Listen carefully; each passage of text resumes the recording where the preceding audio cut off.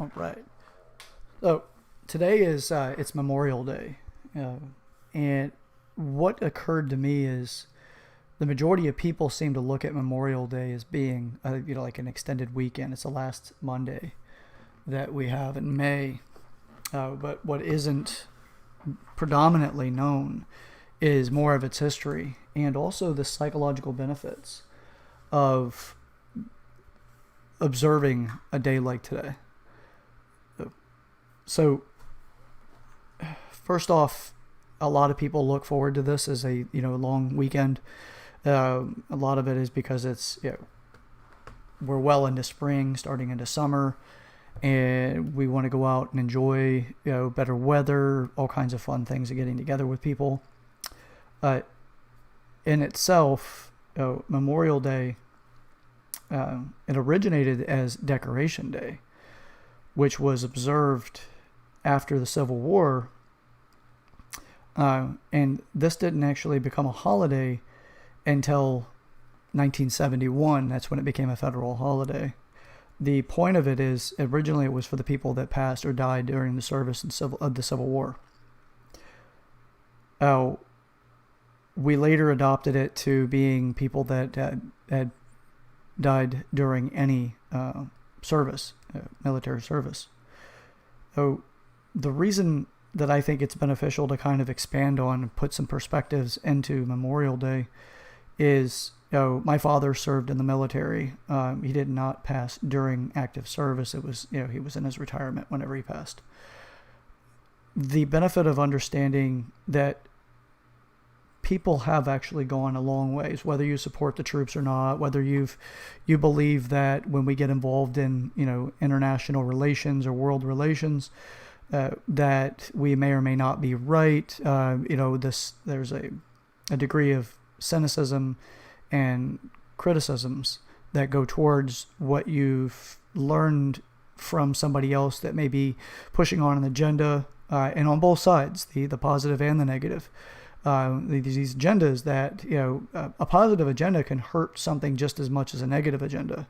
Like as if you're wanting to embellish or, far exceed the reality of it in some sort of desirable light, the same as a negative one, because when it's found out that it may not be as grandiose or as magnificent as it was in its reality because of the way that the person gave it as their agenda, that can deflate people from really wanting to listen further. They feel like they've been lied to or misled, and the reality is they have. Now, I'm not saying that that is the holiday in itself, or the day of remembrance. That's not what I'm saying in this. I'm saying that people get involved with all kinds of days, like holidays and different things, and add their agendas to it and distort the truth. It happens all the time with all kinds of things. Attorneys do it regularly when they try to position, a truth or a lie to help their case. It's not always about integrity. It's about winning. Same thing with the media. Predominantly, it seems like we've gotten to a point where you have to look at everything with a grain of salt and figure out what the truth is beyond what's being said. And this is more common than not, unfortunately, as the integrity in journalism is all but gone. And that's almost the case too, because there's a lot of them that just don't like to, give the entire story. So without making this that much about the agenda ideas and the different industries that give these agendas, it's more about, know that whatever your belief is, somebody did something. Somebody enlisted and they went off to try to support something that they believed in. They were working into a purpose. And the purpose that they assigned themselves to, or that they found themselves in, was also on a larger scale purpose for a lot of people. And the legacy is what we're doing now, is we're honoring their legacy. I would only hope that everybody could get to a point where they do create their own position for a purpose, and then the benefit of that legacy and the sharing of your life. One of the most effective long-term ways of doing that is to try to make a more desirable positive result versus a more negative and undesirable result. Why is it we remember Martin Luther King more than we remember Malcolm X? One was more peaceful than the other. Oh, it's, radicalized groups prefer Malcolm X over Martin Luther King. Depends on the group. Obviously, there's a lot of different variables. Excuse me. Why don't we recall, predominantly as individuals, a large group of individuals, why is it harder to recall the people that actually caused Gandhi to go on his hunger strike? There's plenty of people that can't even tell you the factions that were warring with each other, and him putting himself in the middle and saying, I care for both of you and I want you to stop fighting. And until you guys do stop fighting, I'm not going to eat. So you can create a different life. You absolutely can do something that's going to be worth repeating to other people, that's going to go beyond drama. Drama has a short shelf life. It gets replaced by another set of drama issues, the dramatic stuff. Can you believe that he said or she said this? Or can you believe he or she did this? We end up with a lot of very similar outcomes. It almost rotates in the same concept as a news cycle.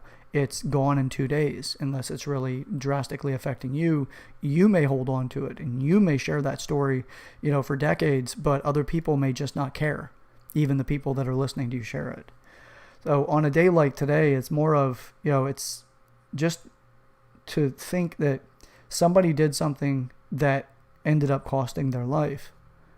And they did it because there's a lot of those people that did it not because there was a college fund waiting at the end, not because, they were forced to do it. A lot of them did it because they felt a service and a duty to their country, to try to preserve the country in a way that it itself could help itself survive. Whatever your beliefs that fall outside of that, understand that you're also in a position that because of what happened, because of the way that we've raised our nation over the centuries, is how you've got the opportunity to say, I don't agree with it. It's how you got the opportunity to say, we shouldn't celebrate this thing. You have a privilege out of the fact that you're here. There's other countries that you can't speak out. And if you do, you run a risk of losing your life. I'm sure that most people that are listening to this are aware of North Korea and the stringent realities of strict rules that they live in. You could be killed just simply because the Kim Jong-un, I believe is his name, Kim Jong-un, that if he doesn't like something that you've done or said, or he feels that you might be conspiring against him, he can kill you without ever even doing a trial. He has no reason to do a trial. You can look at what happens a great deal in China, where, like we during the lockdown, the COVID-19 lockdown, we voluntarily sheltered in place, where there people were getting welded into their buildings, with metal gates so they couldn't get out. People were, they absolutely abused, and you don't really speak up a whole lot in those types of paradigms. Now, there's certain places, like Hong Kong, you speak up more than, Beijing, or other portions of China, because of the different, Hong Kong comes out of having the British rule, and they've learned a good degree of democracy through that. So I'm not a historian, I'm just really interested in those things, but I do like the perspectives because it does give us a different insight that might give us a different direction, changing the direction of your life. If you want to change the direction of your life, it's more than I'm going to take sales training to do it, or I'm going to take this, online guru's option to do it.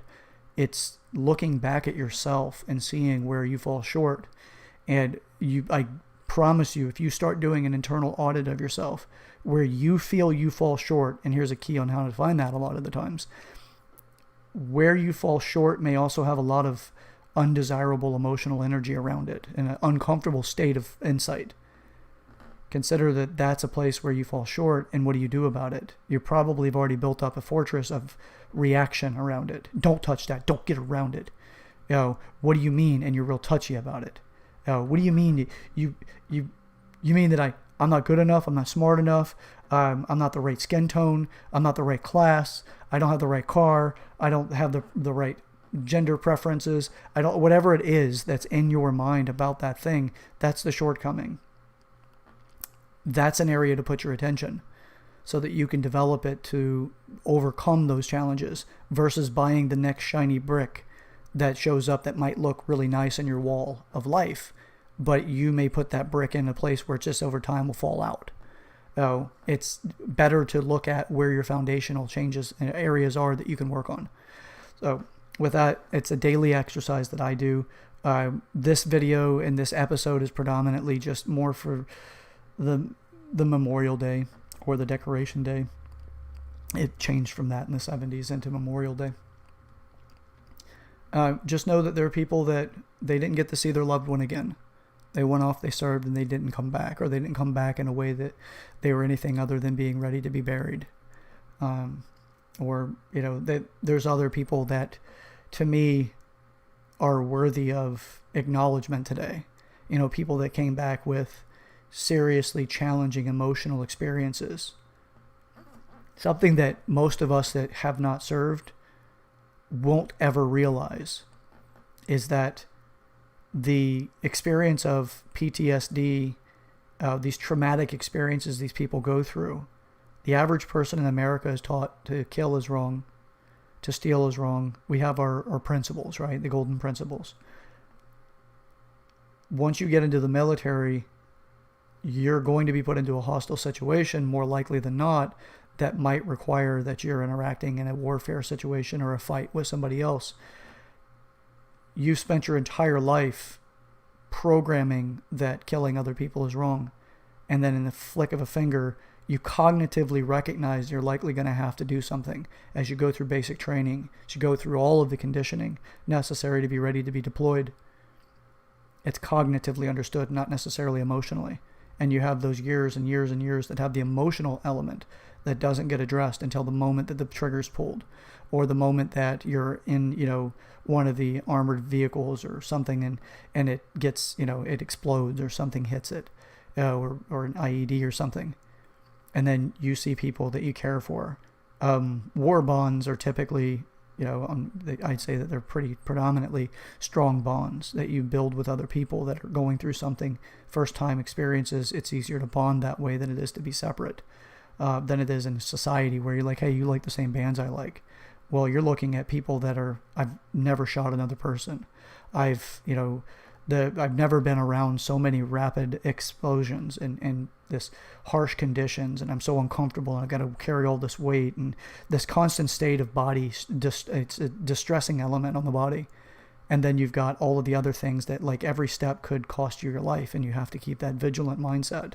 And then you build these bonds with your people that are with you. And before you know it, something happens, and you've got this deep bond where you can say, I do love that person because we went through something that nobody else has. And with that, you see something happen to them. Either they're permanently maimed or you lose them. The emotional trauma that happens with that could completely vacate that person for what you knew before that moment. When they come back, they're different, because part of them that was what you knew, the loving, caring portion of them, is now like frozen in a time capsule of emotion, and part of their personality is vacated. It's either completely hidden or more than suppressed, something deeper that may never come back to the surface. And those individuals deserve recognition as well.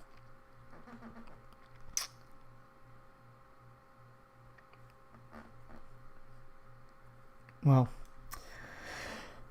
that'll be it for this video.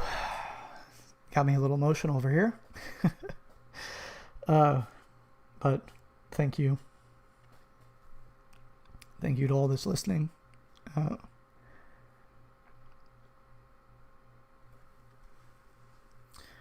thank you for all that served. Thank you. All right.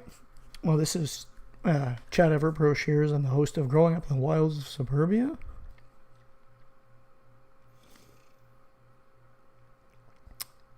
Don't forget, like, subscribe, share, comment. Sorry.